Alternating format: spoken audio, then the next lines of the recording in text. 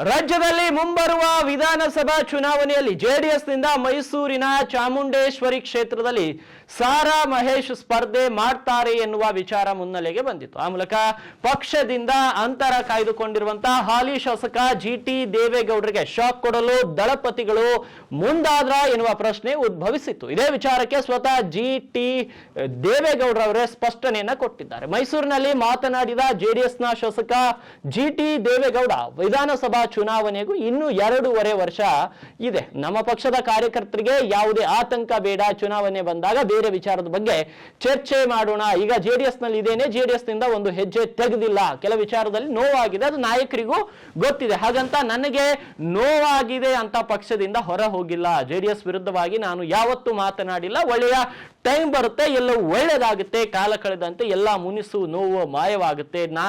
ನಾನೀಗ ಜೆಡಿಎಸ್ ನಲ್ಲಿ ಇದ್ದೇನೆ. ಮುಂದಿನ ಚುನಾವಣೆಯಲ್ಲೂ ಕೂಡ ಜೆಡಿಎಸ್ ನಿಂದಲೇ ಸ್ಪರ್ಧೆ ಮಾಡ್ತೇನೆ. ಮುಂಬರುವ ವಿಧಾನಸಭಾ ಚುನಾವಣೆಯಲ್ಲಿ ಚಾಮುಂಡಿ ಕ್ಷೇತ್ರದಿಂದ ಮಾಜಿ ಸಚಿವ ಸಾರಾ ಮಹೇಶ್ ಸ್ಪರ್ಧಿಸಬೇಕೆಂದು ಪಕ್ಷದ ಕಾರ್ಯಕರ್ತರು ಒತ್ತಾಯದ ಬೆನ್ನಲ್ಲೇ ಜಿಟಿ ದೇವೇಗೌಡ ಈ ಸ್ಪಷ್ಟನೆಯನ್ನ ನೀಡಿದ್ದಾರೆ.